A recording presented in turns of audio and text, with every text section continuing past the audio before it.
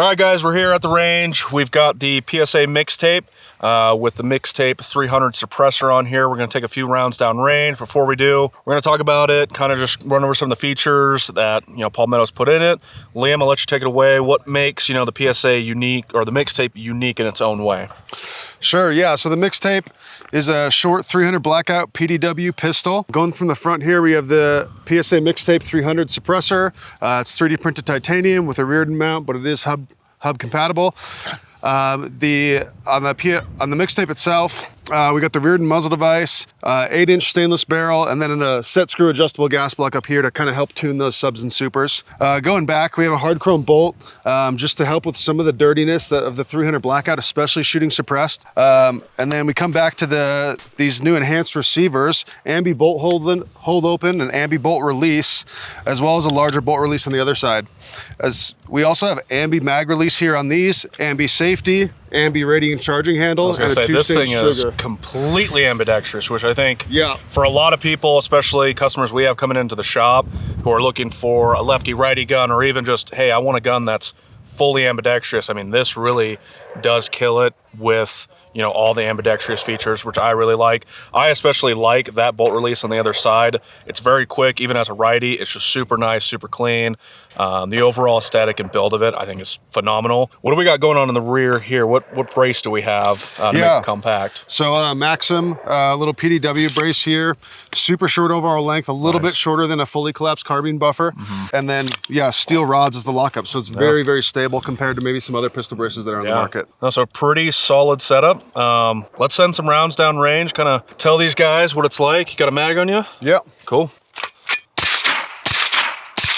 Right off the bat, very, very soft recoiling gun. Very soft. A little bit of gas coming out, not a ton, not like a high back pressure can. Yeah. But I think the weight of this Maxim and the weight of the gun itself really helps tame the recoil on these supersonics. I was gonna say, with a lot of your smaller compact systems like this, recoil can be a big factor that plays into it. Even standing behind you looked pretty good. I saw some gas come out. Was it, enough to really bother you as a shooter, or, is it manageable, would you say? Yeah, so I didn't notice a ton of gas coming out of the charging handle, which usually, we'll see that on a really high back pressure suppressor.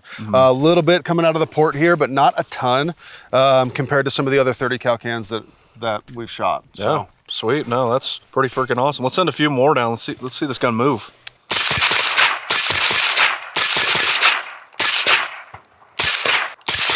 What trigger we got in there? That thing is... Yeah, so we have a Saber 2-stage in here. Nice. I'd say maybe 4.5 pounds, 4 pounds for both stages. Good reset, positive. Yeah. This is about what you would want, or what you'd upgrade to on most guns. So coming out of the box, I mean, that's freaking amazing. All the features in there, especially at that price point too. I mean, I think this is a very, very solid option for anyone that's looking to get into 300 Blackout for sure. Yeah, I think getting everything between the adjustable gas block, true full ambi, the Maxim collapsible, and an actually good trigger. For that price is pretty good. It's pretty good. So I think that's a pretty awesome gun. I think we should definitely go check out the next on the lineup, the Honeybadger.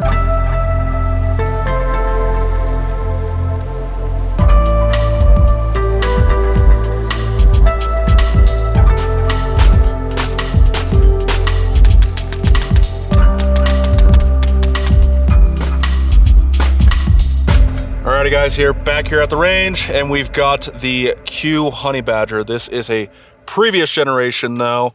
Liam here's going to cover why, but yeah, we're just going to compare in a later chapter obviously, but we're going to talk about here the Honeybadger. Liam, what makes the Honeybadger the Honeybadger? Yeah, so really compact 300 Blackout, kind of PDW style. Like Brad said, we got a previous gen out here. So we're looking at a 1-piece bolt, Geisley trigger, and this model does have a dust cover. The new ones, 2-piece bolt, the literally best trigger ever, and then they take away the dust cover. The barrel is a 7-inch stainless 300 Blackout. These do come in 5.56. This example is in 300. Set screw adjustable up here.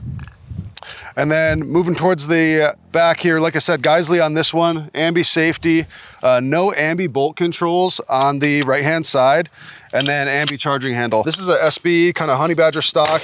This one is a short barrel rifle. They do offer this in a pistol as well. And then we're running that same PSA Saber 300 can on this just to make everything kind of equal. Yeah, for sure. I mean, as far as, you know, the weight of it, is it pretty light, you know, pretty compact when you're holding it, you know, overall with that titanium can, it seems to be a pretty mobile option, not super heavy, quick, easy to move, would you say? Sure. Yeah. Yeah, I mean, this is significantly lighter than the Mixtape. I mean, it's got to be a pound, maybe more. Yeah. We could definitely weigh that. But yeah, this is the original, right? Yeah. This is much more nimble. And I mean, it is significantly lighter. Yeah.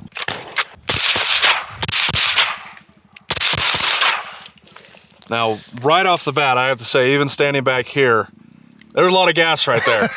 Yeah, I did experience that. I mean, you could see it come out. It was, I mean, first round pops for sure. Let's send a few more. I got to see that again. I got to see that again.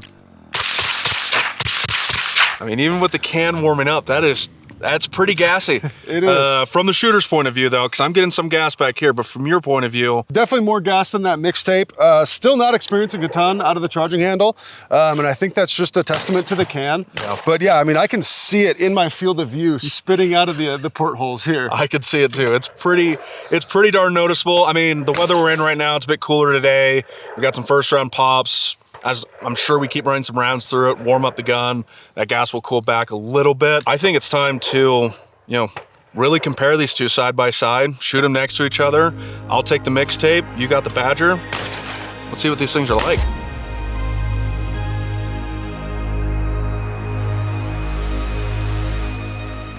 Liam, I'm gonna let you take it away, send a few rounds down range. Overall, yeah. Yeah, I mean, it shoots, right? Should we swap it out, shoot yours? I'll shoot mine real quick. Great platform to shoot off of. I do love my ambidextrous stuff, especially this bolt release right here. The overall feel of it, I mean, the weight on it feels very balanced, very even. I am a huge fan of the Maximum Defense brace on here. It's very comfortable to shoot off of. I do like the adjustments on it. You know, for someone like me who likes to make adjustments, kind of run a brace or stock, if you will, more in than most. Love to see what we got going on over here. And right off the bat, I think one of the key takeaways is I'm sure you picked up the Mixtape. That is a lot heavier than this guy. This is extremely light. We do have an EOTech on the Mixtape, a Romeo on this guy, but honestly, I bet if we took these things off, it wouldn't really change the differences in weight as far as I can tell. And the reason I bring up weight is because on these small configurations right here, with 300 Blackout, it's gonna wanna bounce a little bit. Recoil's not gonna be the most comfortable on certain platforms, so your heavier guns can, you know, be a little bit, tad bit more comfortable to shoot. This is much more comfortable to shoot than the Honeybadger is. It's definitely weight. The weight does help, I will say. While you fix your hair, let me send some rounds down range. Just gonna go off camera real quick. It's embarrassing. And I'll take it away from here. Let's see. So, just off those first two rounds, I know I was talking about the Maximum Defense brace on that guy. This is an SBR, obviously. One of the quick things to note is the position it's in right now is not the most comfortable for me to shoot, because as you can see, where I'm pressing up here, my cheek is right on the rail here, and this plastic piece right here, every time I shoot, the gun comes back and kind of pushes up against my cheek. Not the most comfortable. And a huge downside I see in this, you know, stock system here, comparative to the Maximum Defense, is this is only a one position adjustment. I can only go all the way out or all the way in, which, like I said, it's not the most comfortable platform to shoot off of. And as we were talking about before, the Mixtape is significantly heavier. Might even be by a pound, might be even two. Especially when you build these guys out, I'm sure, you know, you'll notice a lot of weight differences. And I mean, I think a big thing to note too in comparison between these two, recoil is a lot different. It does want to jump a little bit more as I get after it. And another thing too, with these guns even warmed up, I mean, as far as gas experience, this one, even though it's gassed a little bit better than I think the PSA Mixtape, I feel a lot more gas at the shooter's perspective on this guy than that guy. I mean, what do you think? Yeah, I mean, I experienced that a lot, and the ejection patterns are similar. I mean, they're about the same, but that has so much more gas coming out of the vent holes in the BCG. We got 147 Federal full metal jacket Supers, but with the same can, and these being about at the same ejection pattern, I'd expect like a similar experience, but that doesn't seem to be the case. I'm not seeing that. I mean, like I said, shooting experience, I mean, for everyone, right? The shooting experience is the biggest thing, especially on platforms like this, 300 Blackout, 300 Blackout suppressed. I mean, you want to make, your system, you want it to be as little as gas coming back to you as you can. And I would say the PSA Mixtape definitely wins in that.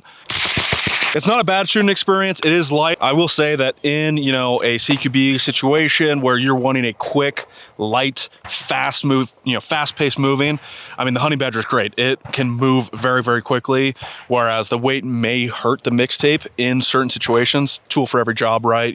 It depends back and forth, but it also comes into the personality of the shooter. I mean, for me, I would take the weight.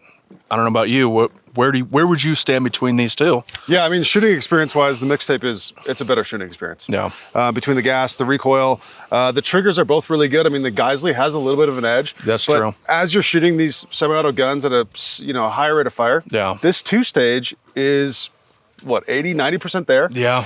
So I don't know that that's a huge detriment to the Mixtape. And I think, we haven't touched on this quite yet, but I mean, price, MSRP on these things, to get into a Honeybadger, you're spending a pretty penny. I mean, what's the MSRP on one of these guys? I mean, I know we have a previous generation here, but what is current generation?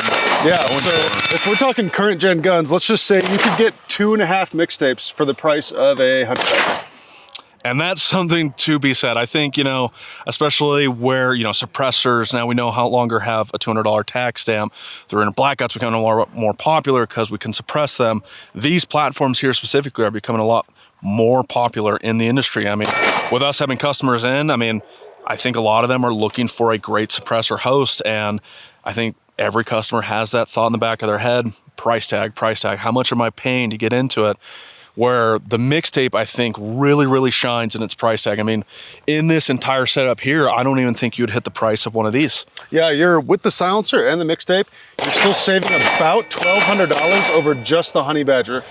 That's pretty incredible. Not, price is everything to a lot of our customers and to a lot of you guys, as I'm sure you know. We're not all rolling in dough, making six figures. We want to come out here and enjoy the range, but we do have to be mindful of our wallets. And when it comes to being able to come out here and shoot and have a good time, I think the Mixtape really can succeed and does over-succeed the Honeybadger in a lot of ways. I mean, even shooting it right here, the fact that both of us kind of lean more towards the Mixtape and shooting experience over the Honeybadger, and for a cheaper price, that's pretty hard to beat. That's pretty hard to beat. During the time of this video, they recently dropped the Black Album. We don't have it out here today, but they're going to be coming out with different volumes and different color schemes, I'm sure, and it's a phenomenal gun. So we appreciate you guys for watching and enjoying this review.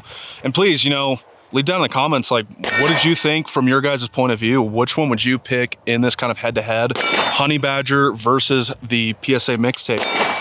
Once again, thanks for watching. I'm Brad at Gallensons. Liam. We'll see you on the next one.